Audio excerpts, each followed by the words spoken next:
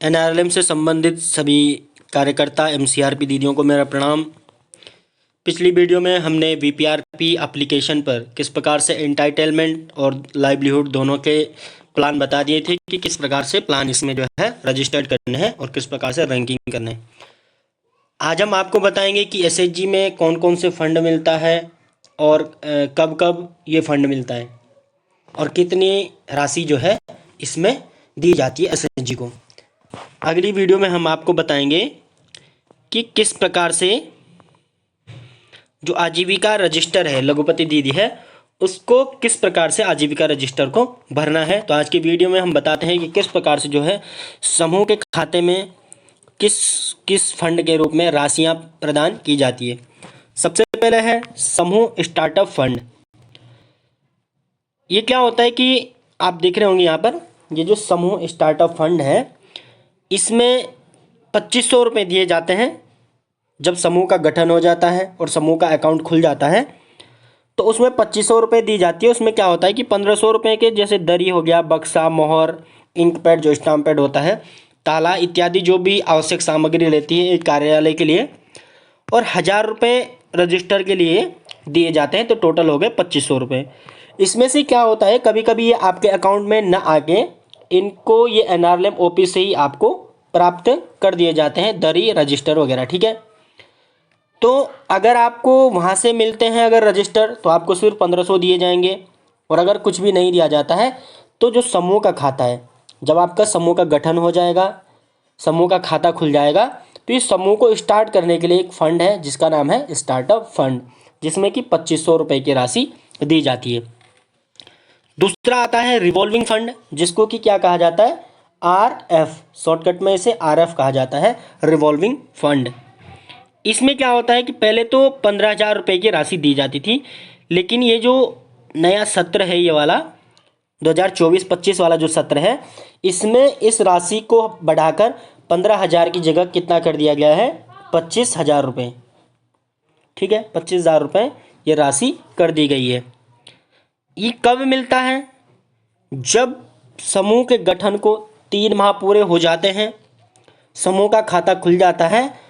और जो मेन इसमें जो बात है कि ये हर किसी समूह को नहीं मिलेगा, सिर्फ उन्हीं समूह को मिलेगा जो समूह के पंचसूत्र का पालन करता हो। पंचसूत्र जैसे कि आपने देखा ही होगा कि नियत जो बैठक है ये नियमित होनी चाहिए, नियमित जमा होनी चाहिए, नियमित जो है आंतरिक ऋण है, ऋण की वापसी। इस प्रकार से जो समूह के जो पंचसूत्र हैं, अगर समूह पंचसूत्र का पालन करता हो और गठन के 3 माह हो चुके हैं और समूह का एक खाता खुला होना चाहिए अपना, तो ये 25,000 के रुपए जो धनराशि आरएफ के रूप में जो दी जाती है, रिवॉल्विंग फंड के रूप में दी जाती है, तो ये समूह को प्रदान की जाएगी जब समूह को 3 माह पूर्ण हो जाएंगे।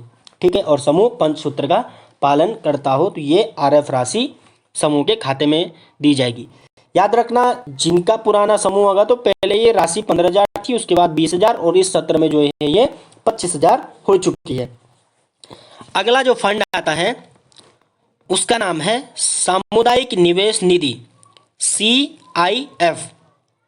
ठीक है, यह है CIF और इसमें आपको क्या होता है, 75,000 से लेकर और अधिकतम 1,10,000 तक ये राशि आपके अकाउंट में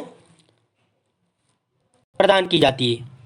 और ये कब मिलती है, जब गठन के 6 माह पूर्ण हो जाते हैं, समूह का खाता खुला हुआ रहता है और समूह पंचसूत्र का पालन करता है, तो 75,000 से लेकर अधिकतम 1,10,000 तक की राशि आपके खाते में, जो समूह का खाता होता है, एसएचजी का जो खाता होता है, उसमें डाल दी जाती है, जिसको CIF कहा जाता है, सामुदायिक निवेश निधि, या इसे कहा जाता है कम्युनिटी रिवॉल्विंग फंड, इस प्रकार से इसे कुछ कहा जाता है।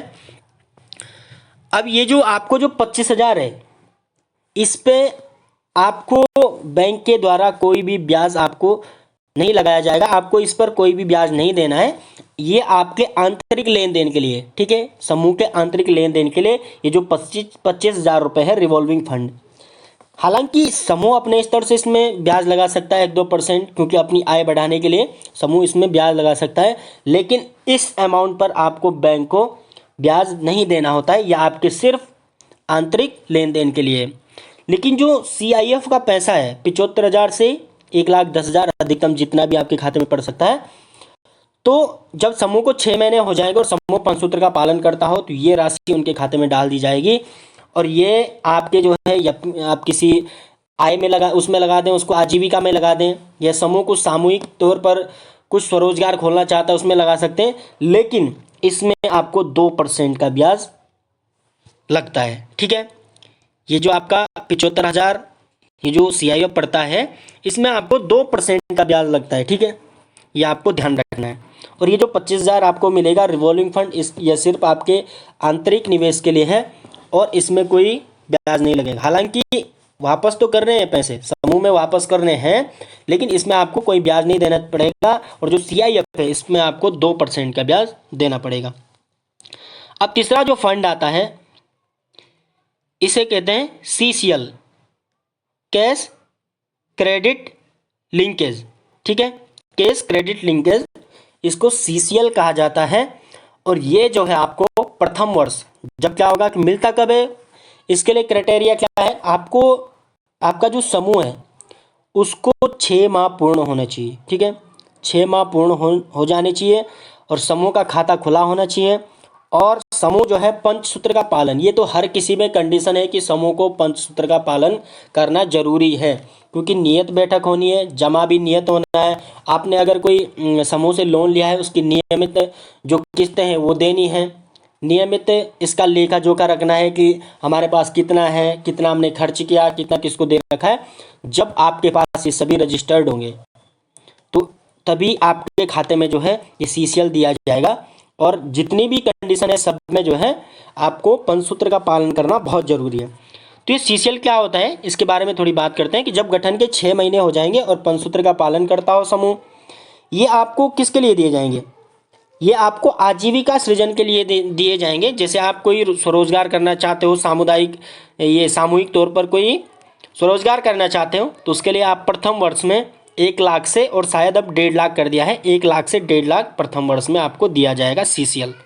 ठीक है, अब आपने जब ये नियत टाइम पर जमा कर दिया तो अगले साल फिर आपको 2 लाख, 2 लाख से 3 लाख, ऐसे ऐसे करके आप इसको जो है आप अपनी लिमिट 10 लाख तक बना सकते हो।